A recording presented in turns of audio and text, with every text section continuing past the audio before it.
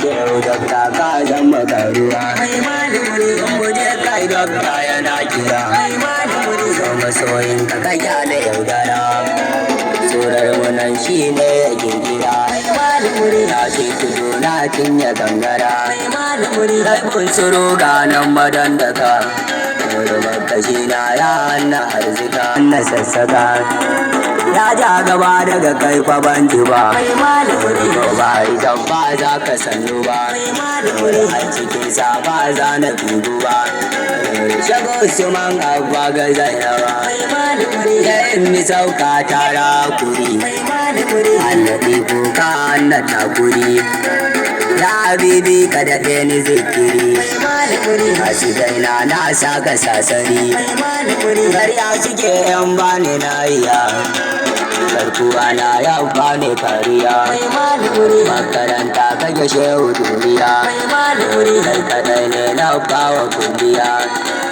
ka yi ƙarfin da ba za ka turu ba ka yi jirgin da ba za ka kuru ba ka yi faɗin da ba za ka taru ba abadar ka ba za na gaji ba ka gaurayar da wuta da maruwa ka ci yaya da uba da ma'uwa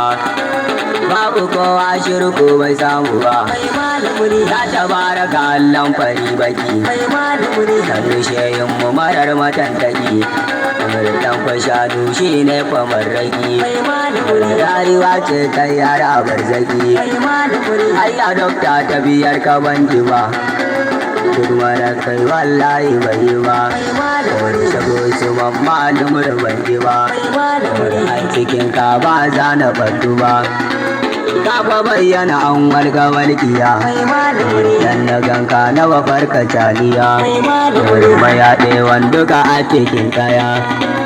duka ake usmanu ya biya kafa garfin mu marar misaltuwa hadizai ne mu sai ta tsayuwa Ismail ya gara garuwa sarkin gida Idrisu tanguwa ya gabi zara yana da gogari gali ko mallin mu tamfari malam madama da zobo na kuri sunar Allah kirke shi guziri dan Muhammad kada ɗaya ne karuwa dan tijanin da ya sauya rayuwa